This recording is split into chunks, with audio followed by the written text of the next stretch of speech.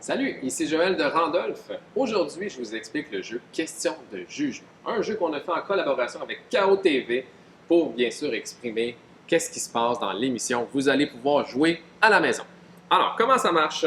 On a besoin d'un groupe d'amis. Alors, ramenez ça chez vous. En famille aussi, ça fonctionne. Il n'y a pas de problème. Si vous avez de la famille qui traîne, amenez ça chez vous. Maintenant, comment ça fonctionne? Plus on est nombreux, plus c'est le fun. Fait que n'hésitez pas à inviter trop de monde. Ça va être juste plus agréable. On donne à tous les joueurs un papier comme celui-là. Chaque joueur doit avoir son propre papier. Inquiétez-vous pas, son double côté. Fait que, on peut jouer deux parties sur un même papier. Une fois que ça c'est fait, il faut faire le tour de la maison parce qu'il faut un crayon par joueur. D'accord? Donner un crayon par joueur. Ensuite, on a besoin de mettre la pile des questions au milieu de la table. Voilà, c'est fait. Je l'ai fait pour vous.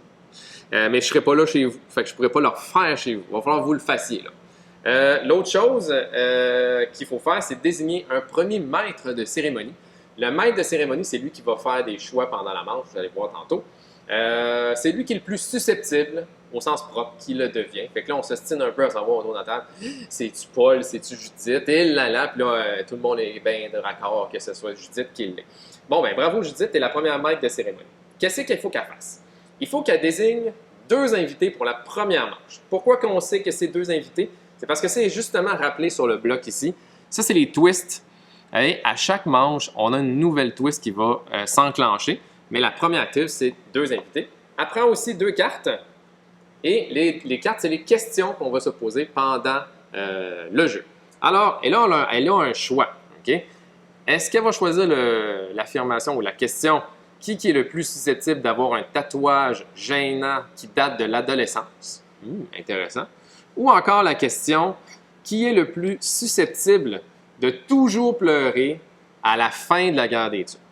Alors ça, c'est ces deux questions.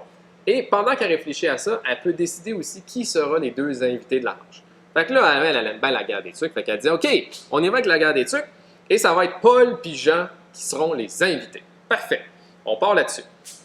Maintenant, comment ça fonctionne? Le reste du groupe prend sa petite feuille, écrit ici sur l'emplacement vide, est-ce que c'est Paul ou Jean qui est le plus susceptible? D'accord?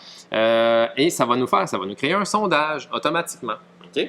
Et donc, tout le groupe fait ça. Fait qu'imaginons qu'on est 6 joueurs, il y a peut-être 4 personnes qui ont voté pour Jean et 2 qui ont voté pour Paul.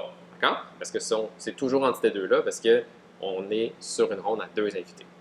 Une fois que ça c'est fait, on va aller partager les réponses. Fait que chacun notre tour, on donne notre réponse et c'est le groupe qui est le plus nombreux qui fait des points.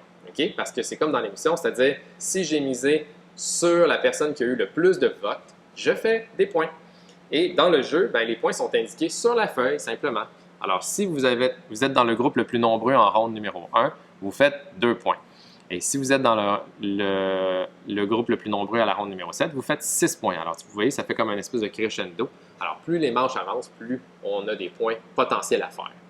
Voilà, c'est ça une manche de question de jugement. On en fait 7 comme ça, comme vous avez vu sur la feuille. Puis, à chaque manche, la twist de la manche va changer. Fait que si on regarde, on a, après deux invités, le prochain maître de cérémonie va devoir désigner 3 invités. D'ailleurs, le maître de cérémonie, là, il passe à gauche à chaque manche. 4 invités. Ici, c'est tous les garçons ou tous les filles de la table. Ça, c'est au choix du maître de cérémonie. Les 3 plus jeunes ou les 3 plus vieux, encore au choix.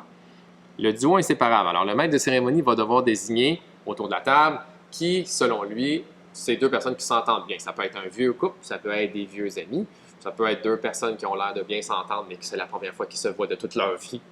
Et à la fin, tout le monde, ça veut dire que tout le monde autour de la table va jouer sur cette ronde-là. Et voilà, ça fait vraiment le tour des règles. Je vous explique maintenant les quelques petites choses qu'on a rajoutées au jeu pour vos prochaines parties. Premièrement, ce qu'on a fait, c'est qu'on a généré ou on a réfléchi à plein d'autres twists potentiels qui sont énumérés ici.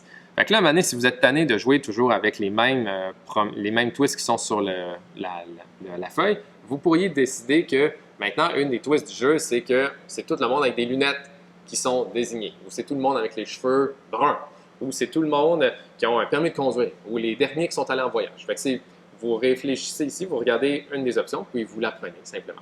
Une de mes préférées, c'est le mariage. Parce que dans le mariage, on peut jouer dans un mariage ou dans un anniversaire de mariage. Puis les deux invités, c'est toujours les mariés. Puis là, on leur pose des questions sur qui est le plus susceptible de entre les deux mariés. Puis là, c'est bien drôle. Puis en plus, on peut jouer en grosse gang, fait que ce qui est vraiment bien adéquat pour ce genre de jeu-là. Fait que voilà pour ça. La dernière chose qui me reste à vous dire, c'est qu'il y a des invités dans le jeu. On a mis des personnalités, OK, qui sont là. Ça sert à, quand on est dans un plus petit groupe, OK, et qu'on veut, on veut quand même jouer, mais que notre nom, les invités, c'est souvent les mêmes invités qui sont là. Fait que si on veut faire plusieurs parties, ben c'est le fun parce que là, au lieu de toujours être moi-même, ben là, pour ma game, je peux dire, ben moi, je vais incarner Pierre Hébert. Oups. Pour ma game. Puis là, ben, Judith à côté de moi, elle va dire, ben moi, je vais être Normand d'amour pour la game. Parfait.